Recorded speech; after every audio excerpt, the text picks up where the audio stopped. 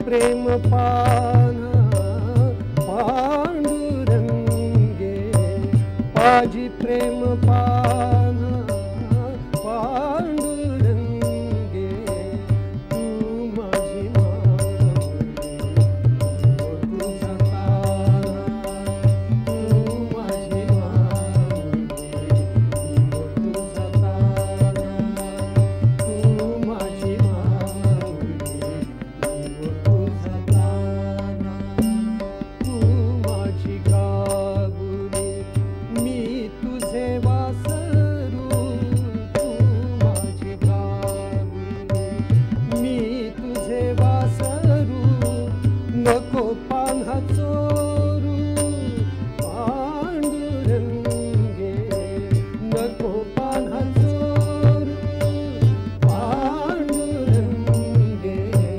तू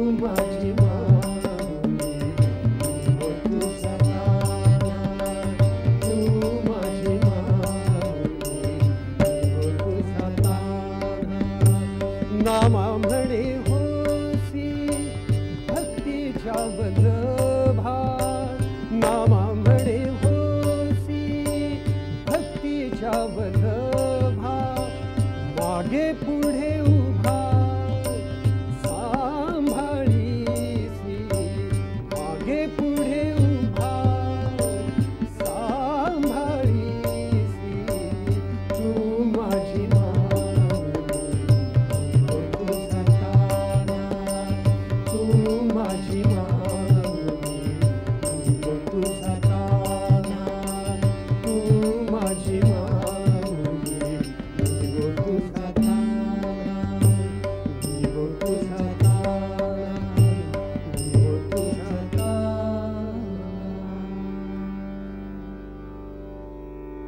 भगवंतानी अर्जुनाला ज्ञान विज्ञान योग सांगायला प्रारंभ केला आणि भगवंत अगदी थोडक्यात सांगतायत,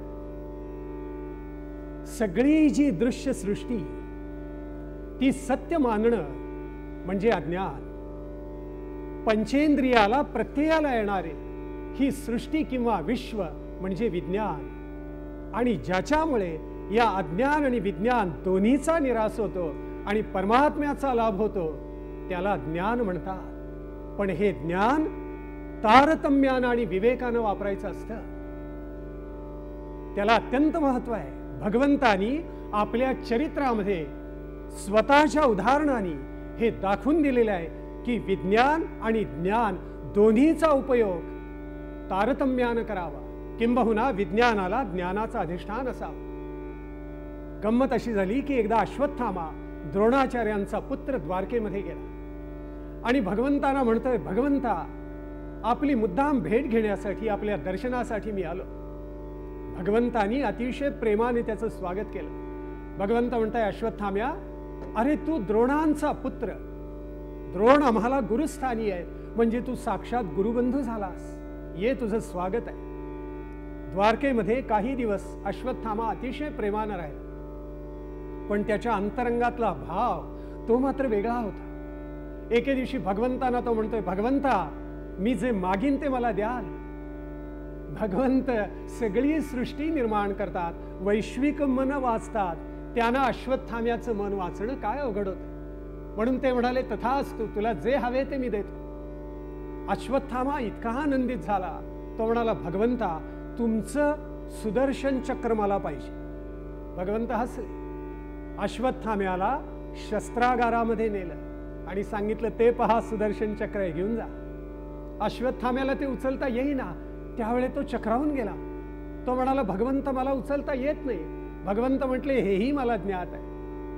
अश्वत्थामा लाजला आणि तो भगवंतांना म्हणतोय, भगवंत आपण जर हे सुदर्शन चक्र मला दिलं असतं तर त्याचा पहिला प्रयोग मी तुमच्यावरच केला असता, तुमच्यावरच सुदर्शन चक्र टाकलं असतं. भगवंत हसले आणि म्हणाले, अश्वत्थाम्या हेही मला माहिती आहे, म्हणून तर तुला सुदर्शन चक्र ने म्हणून सांगितलं. विज्ञान दुष्टाच्या हातामध्ये गेलं तर ते जगाचा विनाश करतं. म्हणून भगवंत सांगतायत, ज्ञानाचं अधिष्ठान करा आणि काय करा, मग त्या विज्ञानाचा उपयोग करा. भगवंत सृष्टी निर्माण करतात, सगळ्या ब्रह्मांडांना सूत्र रूपाने धारण करतात, पण स्वतः मात्र अलिप्त राहतात. माऊलींनी त्याला एक फार सुंदर उपमा दिली. माऊली म्हणते, पै गगनी उपजे आभाळ, परी तेथ गगन नाही केवळ. ढग येतात आणि जातात, पण गगन आकाश मात्र निर्लेप असतं. माऊली दुसरं उदाहरण देते आणि सांगते, अथवा आभाळी होय सलील, तेथ अभ्र नाही. पहा बरं, मेघात पाणी असतं पण पाण्यात मेघ असतोच असं नाही. आणि म्हणून भगवंत सांगताय, सृष्टी निर्माण केली तरी मी अलिप्त आहे. आता भगवंत सृष्टी निर्माण करतात, पण ती ओलांडायला, उल्लंघन करून जायला, प्रकृतीवर मात करायला अत्यंत अवघड असते. कारण मम माया दुरत्यया असं भगवंत सांगतात. माझी माया ओलांडून जायला म्हणजे सत्व रज तम युक्त त्रिगुणात्मक प्रकृती ओलांडून जायला फार अवघड आहे. आणि जे मायापतीला शरण जातात म्हणजे भगवंतांना शरण जातात, तेच या मायेला ओलांडू शकतात आणि भवसागराच्या पार होतात. मायारूपी मोह नदीचं विदारक चित्र माऊलीने रंगवलेलं आहे. माऊली म्हणते, या मायारूपी मोह नदीमध्ये द्वेषाचा भोवरा आहे, मत्सराची वळणं आहेत, कर्माकर्माचा प्रचंड पूर त्याला आलेला आहे, त्यात रतीचे बेट आहे, याच्यावर येणाऱ्या लाटा कामरूपी आहेत, जीवरूपी फेस त्याच्यावर आहेत, त्यात अहंकाराच्या धारा येऊन मिसळत आहेत. तरुण स्त्रिया याच मोठे मासे आहेत आणि अविवेक आणि गोंधळ हे छोटे मासे आहेत. अशी ही माया नदी भयंकर आहे. भगवंत सांगतायत, नमाम दुष्कृतिनो मूढा प्रपद्यन्ते नराधमाः मायया परतज्ञाना आसुरं भावमाश्रिताः. भगवंत सांगतायत, जे नराधम आहेत, जे दुष्ट आहेत, जे मूर्ख आहेत, जे असुर आहेत, त्यांना माझी माया कधीही ओलांडून जाता येत नाही, कारण त्यांना ज्ञान होत नाही, ते ऋतज्ञानी असतात. आपल्याकडे सुभाषितकारांनी मूर्ख कोण असतो ते बरोबर सांगितले. मूर्खस्य पंचचिन्हानी गर्वी दुर्वचनी तथा हठीच्या प्रियवादीच परोक्तम नैव मन्यते. मूर्खाची 5 लक्षणं. तो अत्यंत गर्विष्ठ असतो, तो अत्यंत दुर्वचनी असतो, तो हट्टी असतो, तो अप्रिय बोलणारा असतो आणि दुसऱ्यांनी जो गोड उपदेश केला तो न मानणारा असतो. पण भगवंत म्हणतात, सगळेच काही असे नसतात. ते म्हणून ते माते चुकले, आईका चतुर्विध मज भजले. जिही आत्महित केले वाढते गा. ज्यांनी आत्महित केलं असे चतुर्विध भक्त मला नित्य भजतात. बरं, आता ते कोण कोण आहेत माऊली आम्हाला सांगते. त्यातला एक आर्त, दुसरा जिज्ञासू, तिसरा अर्थार्थी आणि चौथा ज्ञानी. तेथ आर्तू तो आरतीचे निव्याजे, जिज्ञासू तो जाणावयाची लागी भजे.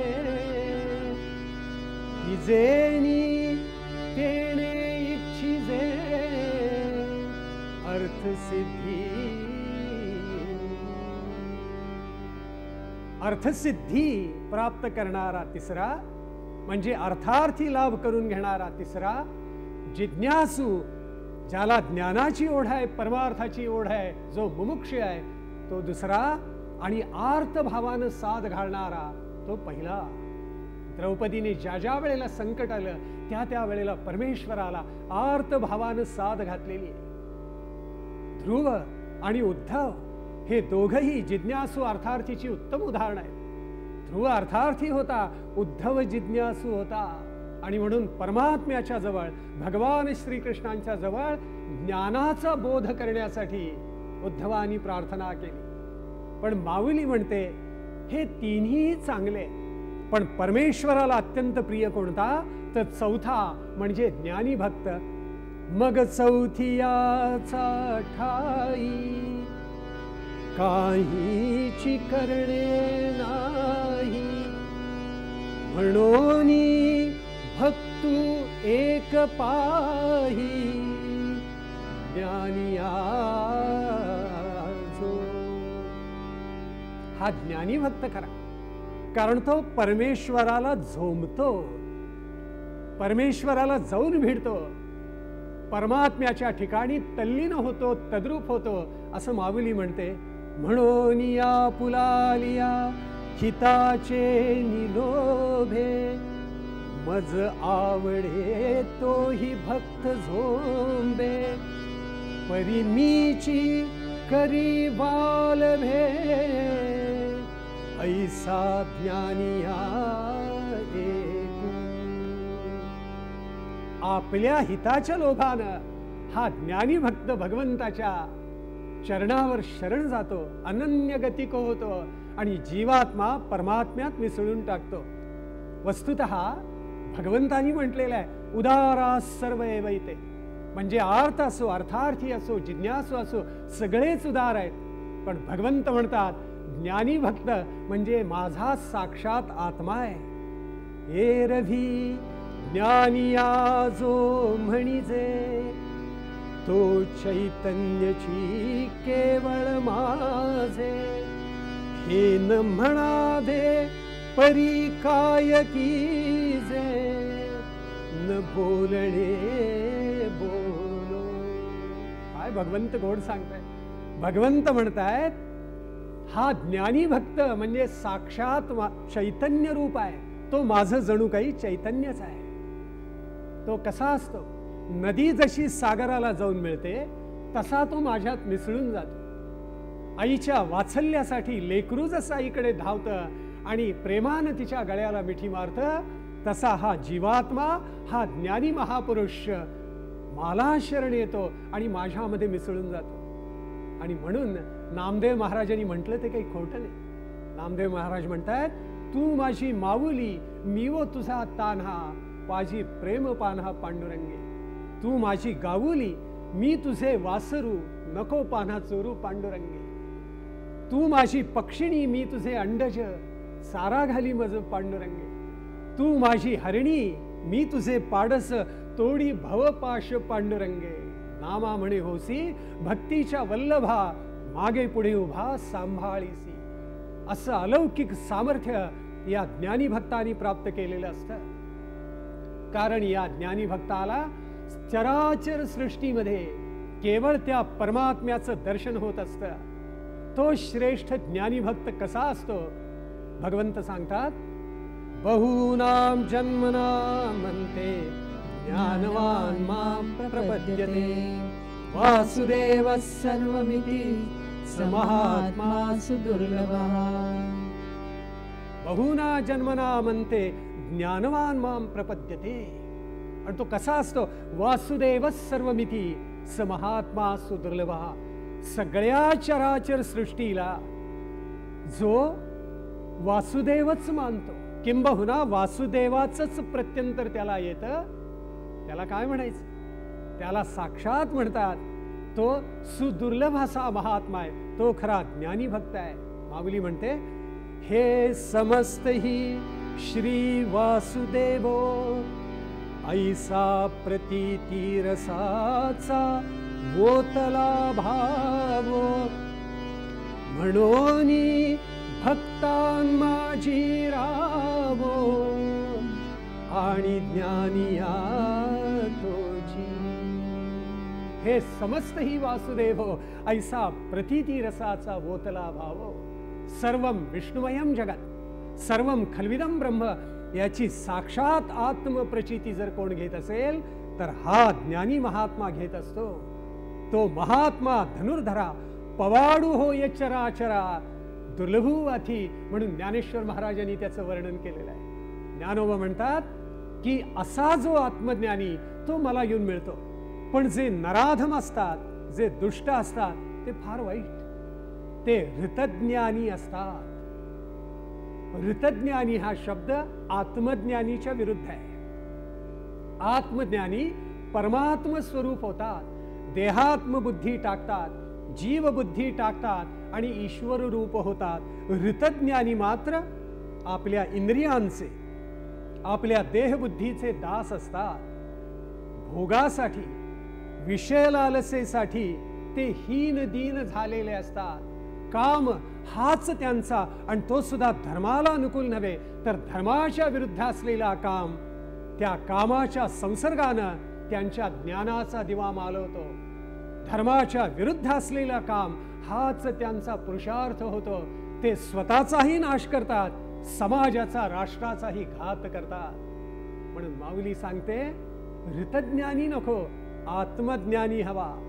हे सर्व विश्व आत्मस्वरूप वासुदेव असले तर तसे ज्ञान अन्य देवतांच्या उपासनेनं का होत नाही याचा खुलासा भगवंतांनी माऊलींनी एका शब्दामध्ये करून टाकलेला आहे। ऋतज्ञानी जे देहबुद्धीचे दास, जे इंद्रियांचे दास असतात, ते इंद्रियांना विषयांना तन्मात्रांना बळी पडतात आणि आत्मोद्धाराची पायरी चुकतात। आधीच प्रकृतीचे पायिक वरी भोगाला गीतवरंक मग तेणे लोलुप्ये कौतुक कैसे भजती।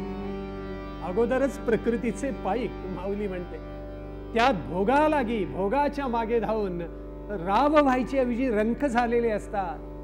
मग ते माझं भजन कसं बरं करतील सांग। ते मज व्यक्ता व्यक्त का मानावे सिद्ध असता का निमावे साधन वरी।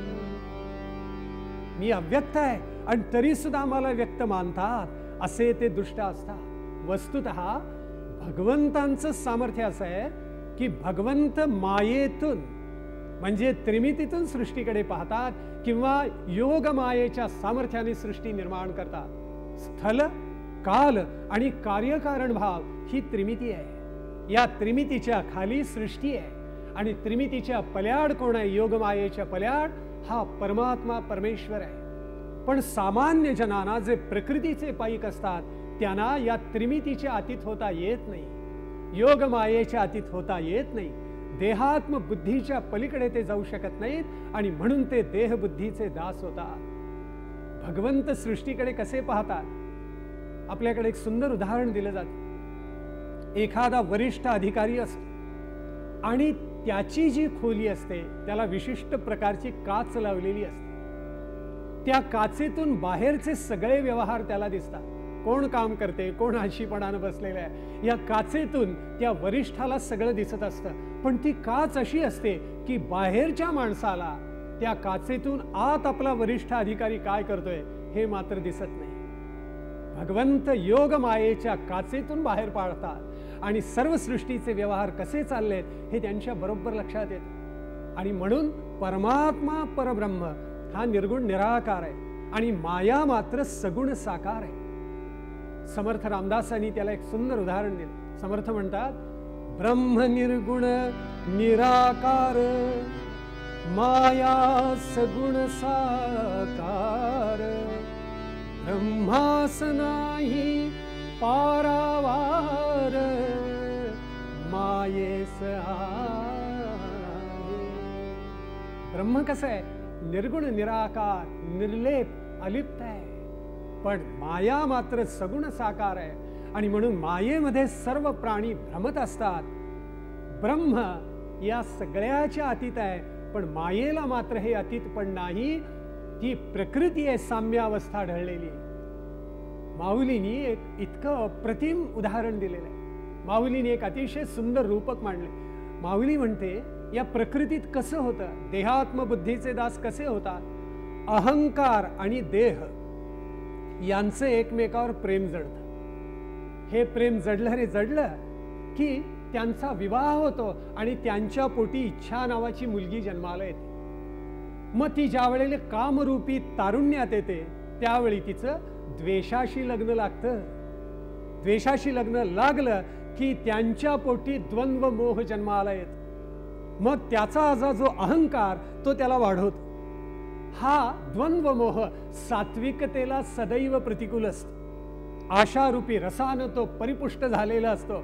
तो छळणारा द्वंद्वमोह नियमाना जुमानत नाही, यमाना मानत नाही. तो असंतोष रूप दारूच्या योगानं उन्मत्त झालेला असतो. पंचविषय रूपी खोलीमध्ये विकार रूपी स्त्रीसह राहतो आणि अंतःकरण शुद्धीच्या वाटेवर तो विकल्परूपी काटे पसरतो. निषिद्ध कर्माचे आडमार्ग खुले करतो. त्यामुळं प्राणी भांबावतात, संसार रूपी अरण्यात पडतात आणि मग मोठमोठ्या दुःखांच्या दाणक्यानं बडवले जातात. केवढं विदारक रूपक माऊलींनी मांडलेलं आहे. मग आता यातून सुटका करायची असेल तर कसं पाहावं. माऊली सांगते, हे रोहिणीचे जळ तयाचे पाहता येईचे मूळ, तै रश्मी नभती केवळ होय तो भान. सूर्य उदयाला येतो, सूर्याची किरण आली की मृगजळ दिसतं.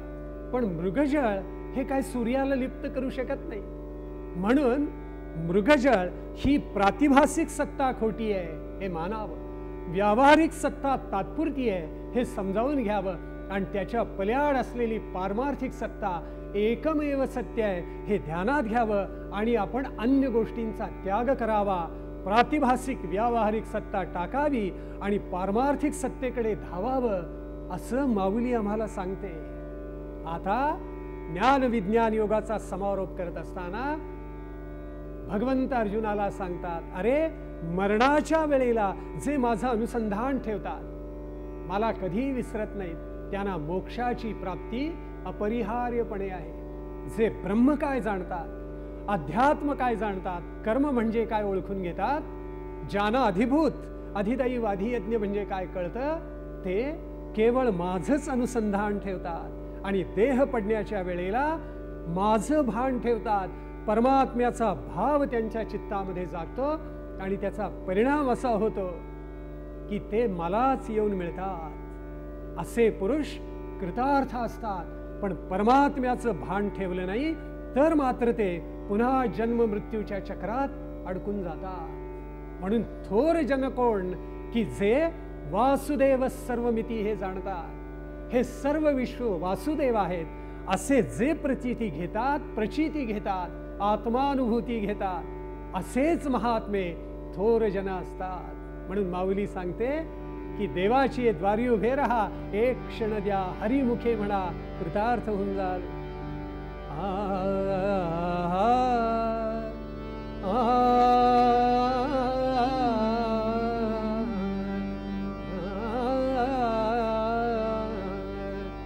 देवाची द्वारी उभा क्षण भरी, देवाची द्वारी उभा क्षण भरी, येणे मुक्तिचारी साधिला, येणे मुक्तिचारी साधिला.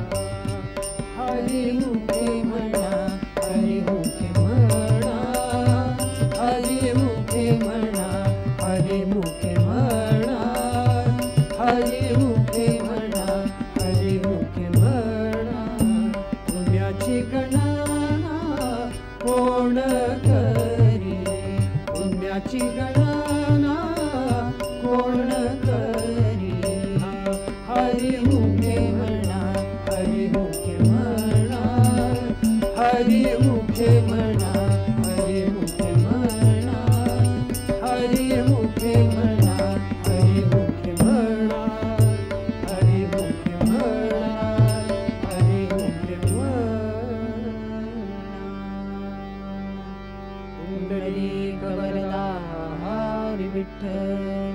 श्री ज्ञानदेव तुकाराम पंढरीनाथ